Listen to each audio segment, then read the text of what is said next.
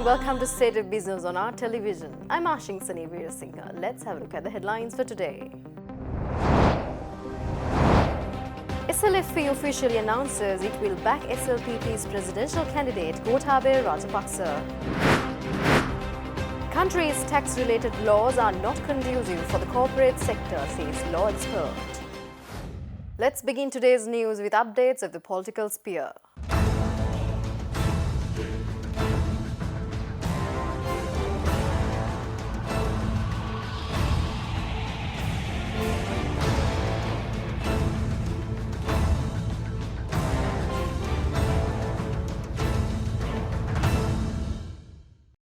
Sri Lanka Freedom Party today officially announced that it would back Sri Lanka Podujana Peremuna's candidate Gotabaya Rajapaksa in the forthcoming presidential election.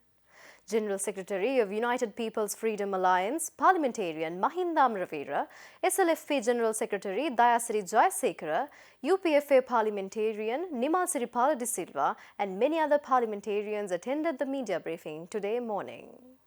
Addressing the media briefing, UPFA General Secretary Parliamentarian Mahinda Amravira said the decision to support former Defence Secretary Gotabaya Rajapaksa was unanimously made by the party. Significantly, he added that SLFP not only pays attention to the opinions of the parliamentarians but also of the provincial council members and Pradesh Sabha members as well. Meanwhile, UPFA parliamentarian Nimal Siripala de Silva added that out of the three choices that the party had, such as to support the United National Party, to support Gotabaya Rajapaksa or to be silent, the SLFP decided to help Gotabaya Rajapaksa without going against the party supporters. Moreover, UPFA parliamentarian Mahinda Samarasinghe also added that his party has taken the best decision by supporting the right candidate who can preserve the national security by putting the country before self.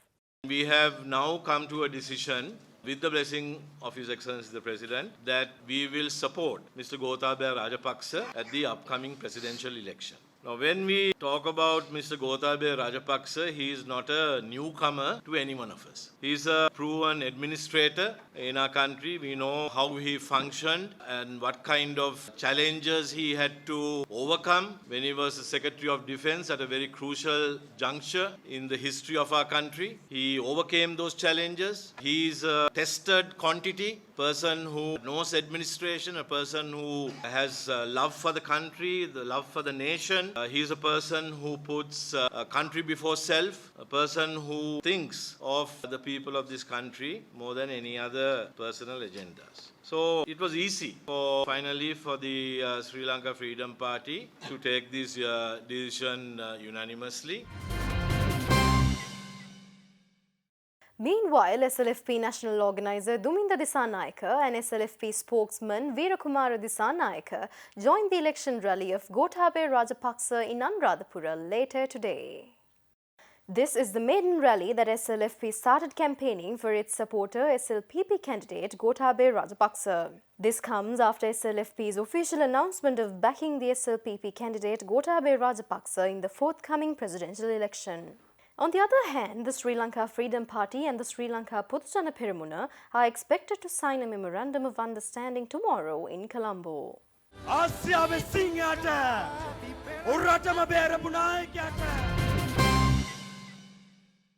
The Alliance of National People's Power kicked off its first public rally for the presidential election 2019 in Tamuttegama yesterday.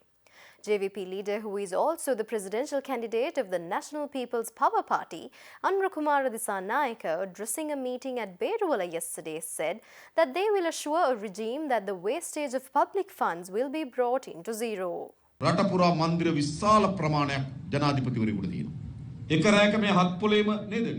Our president has 7 official residences all over the island. Can he use all those residences in one night? They are wasting public funds. We found that some residences have not used at least once in a year, but those places are maintained with huge expenses for staff and renovations. We give you an assurance that we will convert those presidential palaces into the museums or the tourist attraction centers. Those will be used as the places make money for the country. We must take measures to stop these public fund wasting mechanisms. In 2015, I questioned over the total number of staff in the President's staff.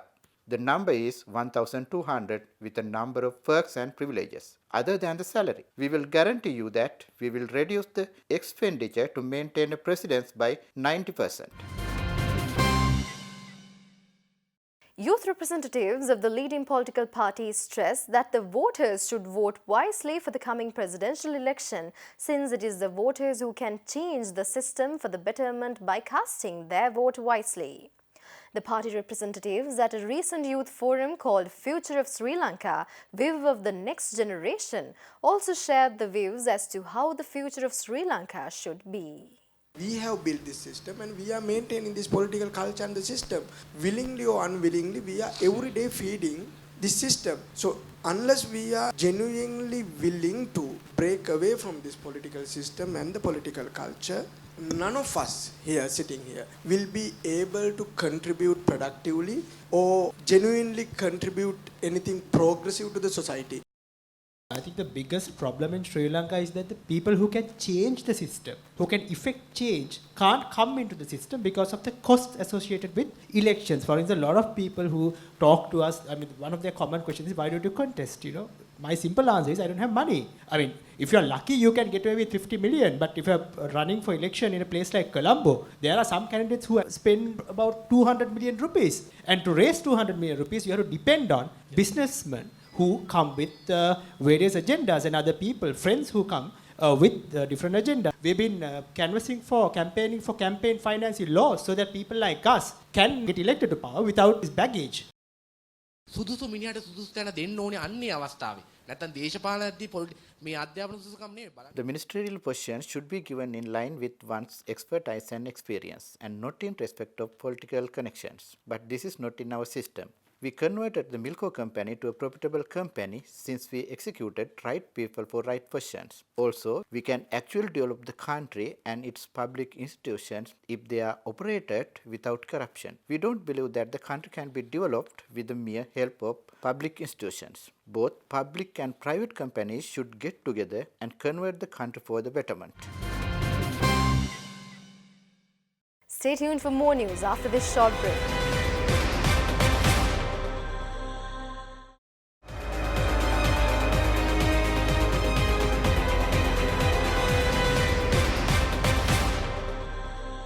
Welcome back after the break. Attorney at law Dr. Asanga Gunawansa states that country's tax-related laws are not conducive to uplift the corporate sector. Dr. Gunawansa brought forth the loopholes in the taxation system in Sri Lanka at a recent public platform titled Navigating Through Challenging Economic Times, organized by the Youth Forum of the National Chamber of Commerce. The tax laws in Sri Lanka are not very corporate friendly. According to the most recent rankings of the World Bank, we are ranked 141st out of about 198 countries in the world, which is in the UN system. It's not a great story to tell, especially now that we are trying to attract foreign direct investment and investors to come in. This doesn't really paint a pretty picture. Then we have a whole heap of taxes. These are some of the key taxes that as a corporate entity you have to pay. So you can see nation building tax, EPF, ETF, property tax, corporate income tax, tax on interest, municipal business tax, stamp duty, and so on. But if you compare Sri Lanka to certain other jurisdictions where there is ease of doing business, where the countries which are high in the indicator, they might pay higher taxes than us, but everything is packaged under 2 or 3 headings. If you go to Singapore as a corporate entity, you pay 3 different taxes, that's it. And here, we have about 10, and the government is trying to add more. Every fiscal year there will be more taxes coming in, so that's not the way to go. You can charge, but ease of doing business does not mean that the company should not be taxed. In fact, when it comes to tax collection, Sri Lanka is one of the worst in the world. Taxes should be collected, but it has to be collected in a more efficient and effective manner. Addressing the discussion, a former Deputy Director of the Directorate of Internal Intelligence of the Ministry of Defence and an educator for the corporate sector, Dr. Ajit Kolonne, also shared his thoughts on the subject.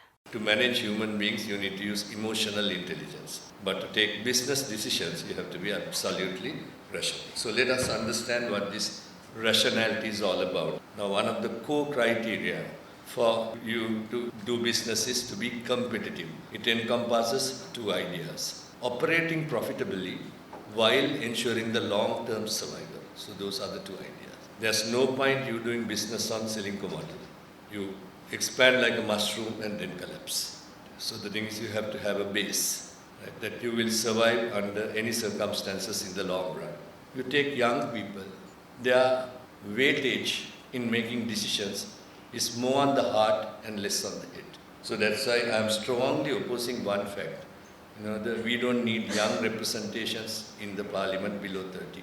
And some people say youth representation is required, but not at the parliament. To go to the parliament, at least you have to be over 30.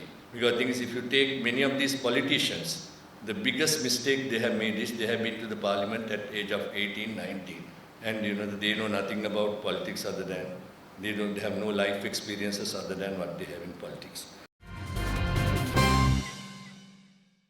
World Hospice and Palliative Care Day for this year falls on October 12th.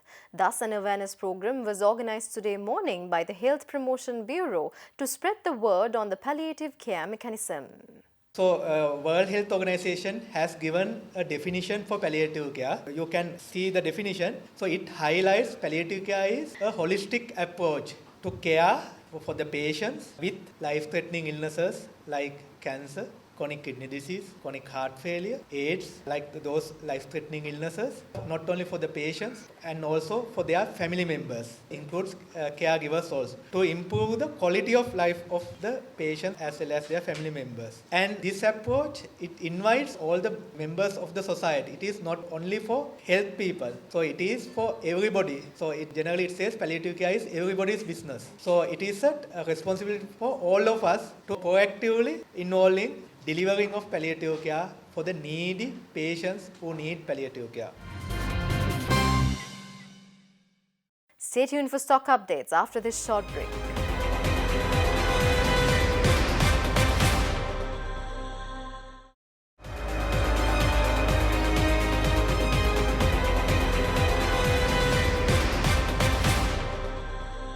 Welcome back after the break. Trading at Colombo Stock Exchange ended on a positive note today. The all-share price index gained 70.69 points to close at 5,809.59 and the S&P SL 20 gained 68.49 points to close at 2,862.05. The turnover was 951 million rupees and over 52 million shares were traded. Up next are forex rates.